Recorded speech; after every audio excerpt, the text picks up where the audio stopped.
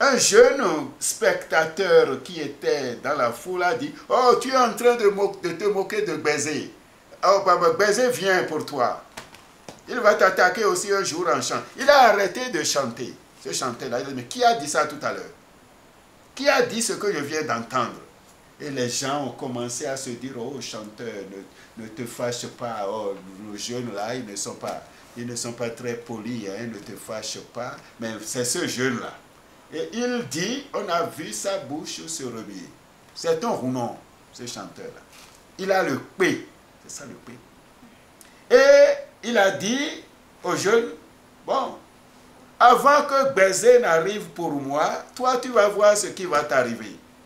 L'enfant a crié devant tout le monde, hein, tous les gens étaient témoins. Il a crié, il est tombé. Et quand il s'est levé, mais la tête lui a déjà tourné. Il a couru.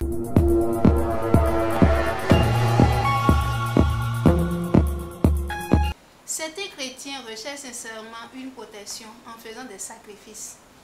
Votre expérience vous permet-elle de nous dire si vraiment ces chrétiens peuvent être protégés? Vous voyez, voilà cette feuille. Ce n'est qu'une feuille. Ce n'est qu'une feuille. Mais si on dit,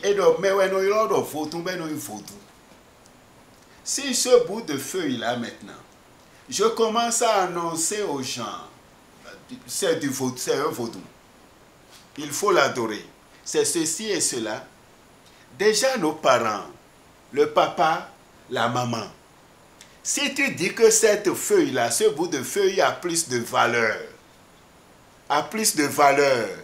que ton papa, et c'est devant ce bout de feuille que tu t'agenouilles, tu t'inclines chaque matin, là, est-ce que ton papa va être content? Ton papa ne sera pas content. Parce que le papa, justement, homme créé à l'image et à la ressemblance de Dieu, est plus que ce papier-là. Ce papier n'est qu'une chose. Mais là, il y a une substitution parce que la valeur qui revient à ton papa, tu donnes cette valeur-là à ce bout de papier-là. Et en faisant ça, les ennemis de ton papa sont contents. Et ils viennent là où est ce bout de papier-là. Parce que justement, c'est en cohérence avec ce qu'ils désirent.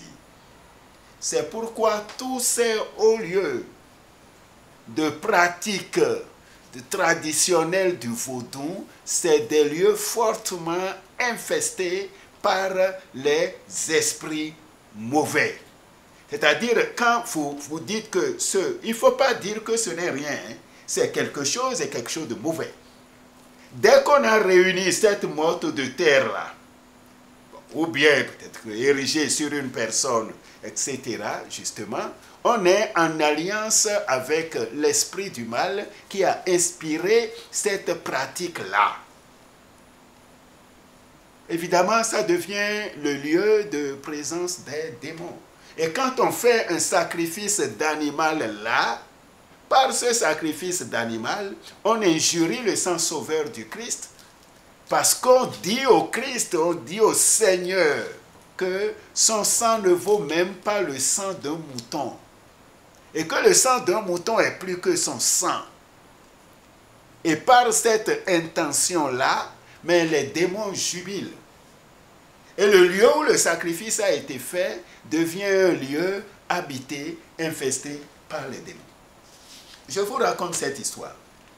Il y a une femme, elle se nomme Dorcas, enceinte depuis 13 mois, qui n'a pas accouché, hôpital de Savalou. Et quand on fait l'échographie, on voit bien la grossesse là, mais on ne voit pas l'enfant même à l'échographie. Alors, c'est les médecins qui m'ont appelé, ils m'ont dit, ben, il se passe ici quelque chose de bizarre. Voilà la dame, 13 mois de grossesse, mais aucun signe d'accouchement. À l'échographie, on ne voit même pas l'enfant. Viens lui imposer les mains. Donc, je suis allé, j'ai prié sur cette femme, et puis j'ai continué sur une station. À mon retour, je vois foule sur la paroisse. Qu'est-ce qui s'est passé? C'est les médecins qui nous ont dit d'amener Dorcas sur la paroisse, donc de l'hôpital. On l'a couché à l'entrée du presbytère là. Déjà à l'hôpital, on lui essuyait le corps. Et elle n'avait pas la force de prendre soin d'elle-même, faire le bain, marcher, prendre le bain, marcher. Elle ne pouvait pas. Quand nous avons commencé la prière sur cette femme qu'on avait amenée au presbytère, qu'on avait couchée, le démon s'est mis à hurler. Et c'est ça que je voudrais qu'on retienne. Et qui constitue une réponse à notre question. Le démon se met à hurler, c'est moi seul, hein, c'est moi qu'on a envoyé en elle, transformer l'enfant en igname. Et son mari qui a connu un accident l'autre fois, c'est nous qui avons créé ça. Nous avons voulu tuer le mari avant de manger l'enfant. Mais quand j'ai voulu entrer en elle, je n'ai pas pu entrer en elle seul, disait le démon. Mais j'ai appelé 2 autres esprits de Dankoli. Dankoli, c'est entre Savalou et Pataba. Un haut lieu de culte païen là. Et là aussi, c'est une personne qu'on a enterrée là. J'ai appelé 2 autres esprits de Dankoli pour qu'ils viennent m'aider. Et les 2 sont arrivés effectivement. Et à 3, nous avons pu forcer. Présentement, nous sommes 3 en elle. Pendant la prière de libération, on s'est rendu compte qu'effectivement, les démons étaient 3. Parce que quand le premier est parti, les 2 autres ont dit, bon, il y a un qui nous a quittés, mais nous 2, on est encore là. Après, un est parti et dit, bon, mais moi seul, alors je ne me laisserai pas vaincre. Et puis le 3e est parti. Et c'est comme ça que cette fille a été libérée. C'est les démons même qui ont dit, le démon même qui a dit, j'ai appelé 2 autres de Dankoli pour m'aider. C'est ça. C'est des lieux d'infestation diabolique. Il y a un jeune homme qui est mort il y a de cela à peu près 3 ans. Je vais vous raconter son histoire. Il allait au service et quand il arrivait à un endroit, au même endroit, mais le cri de la moto, le bruit de la moto changeait et devenait plus fort et le devant de la moto se soulevait. Il a eu la vie sauve la première fois en maîtrisant le guidon de sa moto.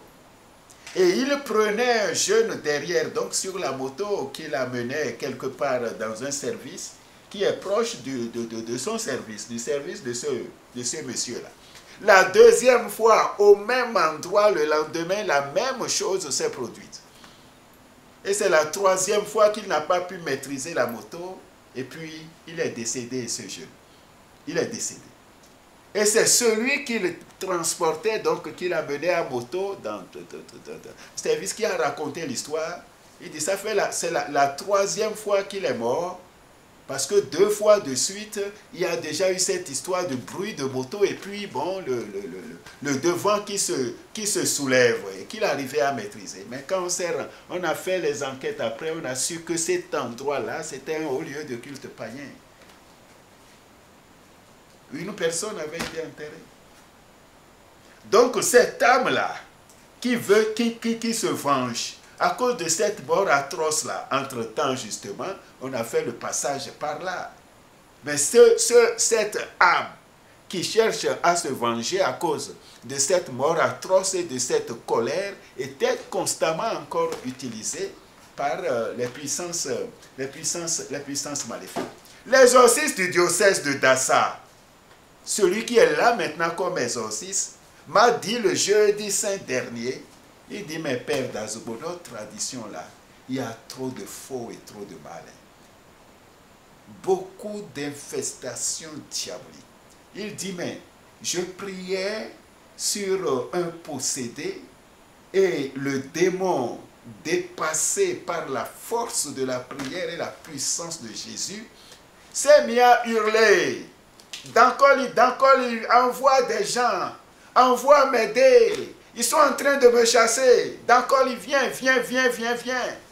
C'est l'exorciste de notre diocèse qui m'a raconté ça le soir. Donc, Kolila, c'est le haut lieu de culte païen dont j'ai parlé, où le démon l'a dit, mais le démon qui a possédé ce haut lieu de culte païen dont le démon qui a possédé Dorcas a parlé.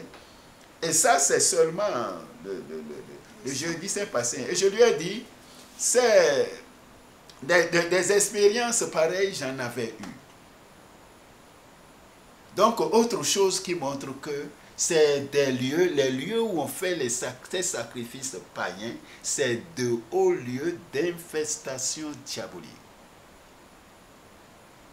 Donc, bon, je dis, mais le daltonien, il confond le vert et le rouge, hein.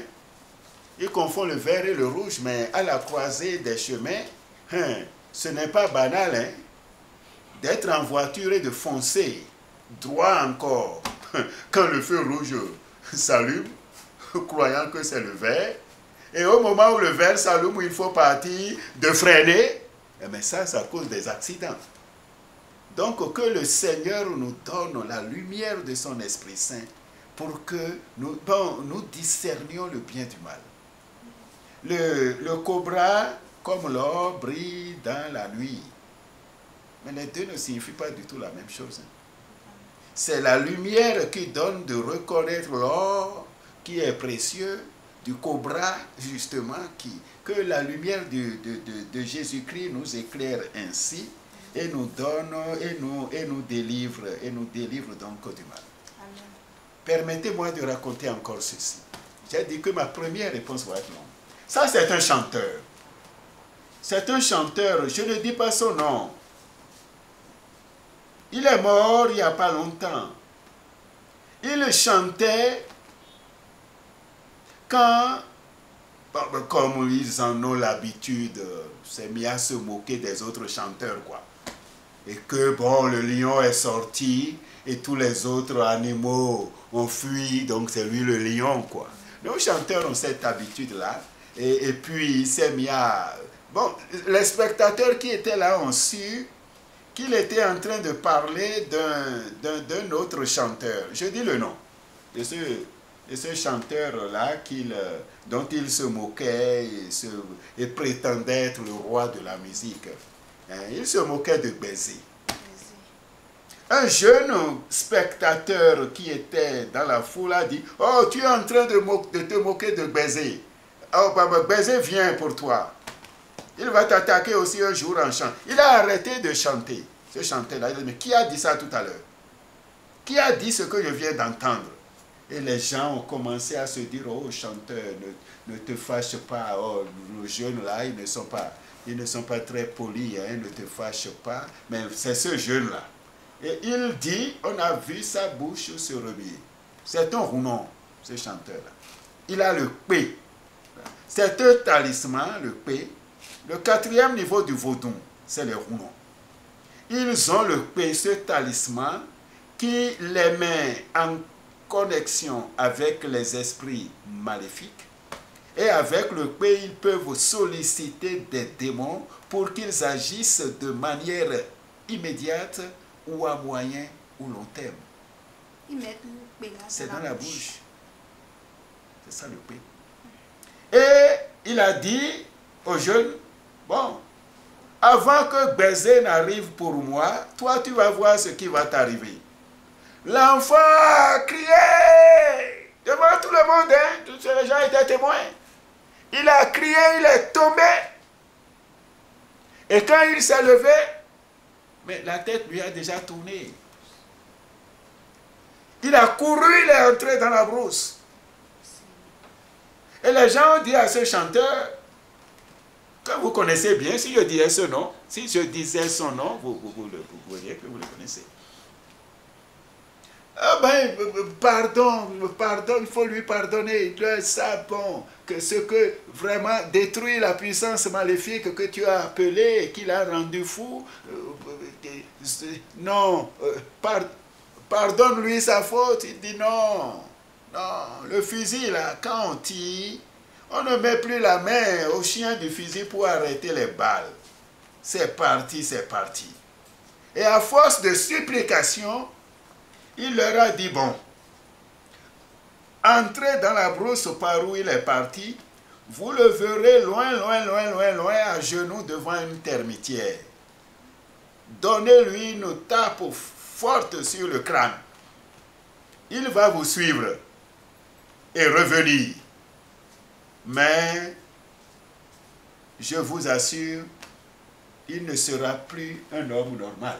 Tout ça s'était passé sur le lieu du spectacle. Sur le lieu du spectacle, devant des témoins. Donc voilà, par exemple, le pays que détient le Rounon, ce que ça peut faire. Donc, bon, voilà. Bon, il y aurait beaucoup d'autres choses à dire. L'expression nous vaudou, c'est-à-dire boire le vaudou, ça crée une solidarité pour le bien et le mal.